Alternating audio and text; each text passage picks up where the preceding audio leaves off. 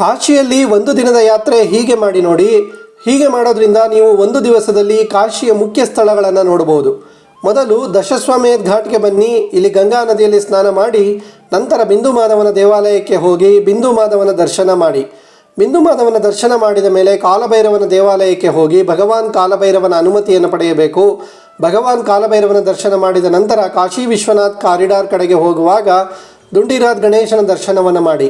ಆಮೇಲೆ ಕಾಶಿನಾಥನ ದೇವಸ್ಥಾನಕ್ಕೆ ತೆರಳಿ ಕಾಶಿ ವಿಶ್ವನಾಥನ ದರ್ಶನ ಮಾಡಿ ದರ್ಶನ ಪಡೆದ ನಂತರ ಹತ್ತಿರದಲ್ಲಿರುವ ಮಾತಾ ಅನ್ನಪೂರ್ಣ ದೇವಸ್ಥಾನಕ್ಕೆ ಭೇಟಿ ನೀಡಿ ಮತ್ತು ಆಶೀರ್ವಾದವನ್ನು ಪಡೆಯಿರಿ. ಅದಾದ ನಂತರ ಕಾಶಿಯ ಮುಖ್ಯ ಬೀದಿಗಳಲ್ಲಿ ಮಾರೋ ಫುಡ್ ತಿನ್ನೋದನ್ನು ಮರಿಬೇಡಿ. ನಂತರ ಮಧ್ಯಾಹ್ನದ ವೇಳೆಗೆ ಕಾಶಿಯ ಘಾಟ್ಗಳಿಗೆ ಹಿಂದಿರುಗಿ ದೋಣಿಯಲ್ಲಿ ಘಾಟ್ಗಳ ದೃಶ್ಯಗಳನ್ನು ನೋಡಬಹುದು. ನಂತರ ಸಂಜೆ 5 ಗಂಟೆಗೆ ಮುಂಚಿತವಾಗಿ ದಶಶ್ವಮೇಧ್ ಘಾಟ್ ತಲುಪಿ ಕಾಶಿಯ ದೈವಿಕ ಮತ್ತು ಭವ್ಯವಾದ ಗಂಗಾ ಆರತಿಯನ್ನು ವೀಕ್ಷಿಸಿ ಮತ್ತು ಗಂಗಾ ಆರತಿಯ ನಂತರ ಅದರ ಪಕ್ಕದಲ್ಲೇ ಇರುವ ಮಣಿಕರ್ಣಿಕಾ ಘಾಟ್ನಲ್ಲಿರುವ ಮಹಾ ಸ್ಮಶಾನ್ಗೆ ಭೇಟಿ ನೀಡಿ ಮತ್ತು ಜೀವನದ ಅಂತಿಮ ಸತ್ಯವನ್ನು ಹತ್ತಿರದಿಂದ ನೋಡಿ. ಅಂತಿಮವಾಗಿ ಕಾಶಿ ವಿಶ್ವನಾಥ್ ದೇವಸ್ಥಾನಕ್ಕೆ ಹಿಂತಿರುಗಿ ಮತ್ತು ಮಹಾದೇವನ ಆಶೀರ್ವಾದದೊಂದಿಗೆ ಸಂಜೆ ಆರತಿಯಲ್ಲಿ ಭಾಗವಹಿಸಿ.